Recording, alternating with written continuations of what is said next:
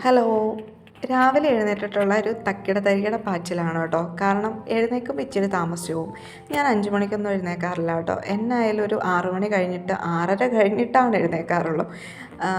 രാത്രിയിൽ കൊച്ചിൻ്റെ ബഹളമൊക്കെ ആയിട്ട് കിടന്ന് കഴിയുമ്പോൾ ഒരു സമയമാവും കേട്ടോ. അത് കഴിഞ്ഞ് രാവിലെ എന്നും നേരത്തെ എഴുന്നേൽക്കണം എന്ന് ഓർക്കും. പക്ഷേ എഴുന്നേറ്റ് വരുമ്പോൾ എന്തായാലും 6 മണി 6:30 കഴിയും കേട്ടോ. പിന്നെ അത് കഴിഞ്ഞ് വന്നിട്ട് പെട്ടെന്നൊരു ഓട്ടപ്പാച്ചിലാണേ. അപ്പം ഞാൻ അരിക്ക് വെള്ളം വെച്ചിട്ടുണ്ട്. പിന്നെ കുറച്ച് ദോശ മാവുണ്ടായിരുന്നു കേട്ടോ. അപ്പോൾ അത് ഫ്രിഡ്ജിൽ വെച്ചിട്ട് കട്ടിയായിട്ടാണ് ഇരിക്കുന്നത്. അപ്പോൾ എന്തായാലും അതുകൊണ്ട് ഇഡ്ഡലി ഉണ്ടാക്കാമെന്ന് ഓർത്തു കേട്ടോ. ദോശയാകുമ്പോൾ ഇവിടെ അത്ര ആർക്കും അങ്ങ് ആവത്തില്ല. ഇഡ്ഡലി ആകുമ്പോൾ കുഴപ്പമില്ലേ. ഇതെൻ്റെ ചെറുക്കന്മാർ എഴുന്നേറ്റ് വന്നിരിക്കുന്നതാണ് കേട്ടോ. ഇങ്ങനെ ഇരിക്കുന്നതൊന്നും നോക്കണ്ട, അത് ഉറക്കച്ചടയിൽ വന്നിരിക്കുന്നതാണ്. ഇച്ചിരി കഴിയുമ്പോഴത്തേനും രണ്ടുപേരെയും കാണാൻ കിട്ടില്ല. ഇവിടുന്ന് കരച്ചിൽ കേൾക്കുമ്പോഴാണ് ആൾക്കാർ അവിടെ ഉണ്ടെന്ന് അറിയണം കേട്ടോ. അതെന്താണെന്ന് ചോദിച്ചാൽ ഒരാളെടുക്കുന്ന സാധനം തന്നെ മറ്റേ ആൾക്കും വേണം.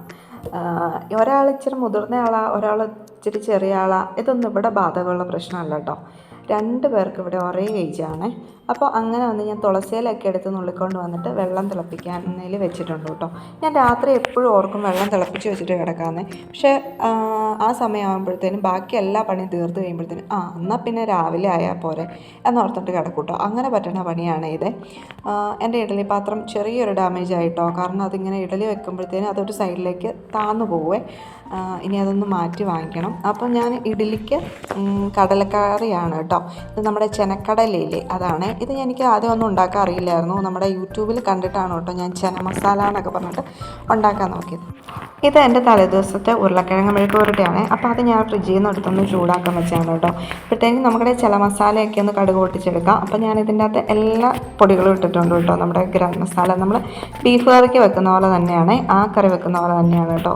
ഇതിലൊരു ടിപ്പാണ്. ഇതിൽ നിന്ന് കുറച്ച് കടല എടുത്തിട്ട് ഞാൻ മിക്സിക്കകത്തിട്ട് ഒന്ന് അടിച്ചെടുത്താണ്. അപ്പോൾ അതാകുമ്പോൾ കറിക്കൊരു തിക്നെസ് വരും.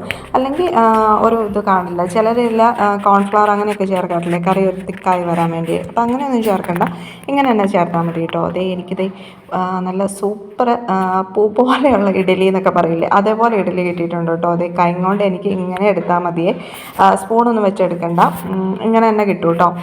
അതുകൊണ്ട് കുറച്ച് നേരം നമ്മളൊന്ന് തണുക്കാൻ വെച്ചാൽ മതി. അത് കഴിയുമ്പോൾ അതിൽ നിന്ന് ഇങ്ങനെ പറഞ്ഞു പോകുന്നുള്ളൂ കേട്ടോ. അപ്പോൾ ഈ ടിഫിൻ ബോക്സ്, ഈ ലഞ്ച് ബോക്സ് ഇങ്ങനെ ഒന്ന് റെഡിയാക്കി ഇത്ര പണിയേ നമ്മൾ രാവിലെ ചെയ്തോളൂ. പക്ഷേ ഇതിന് മുമ്പുള്ള കഷ്ടപ്പാട് എത്രയാണെന്ന് വെച്ചിട്ടുണ്ടെങ്കിൽ അത് നമുക്ക് മാത്രം വീട്ടമ്മമാർക്ക് മാത്രമാണ് കേട്ടോ പറഞ്ഞറിയിക്കാൻ പറ്റുള്ളൂ.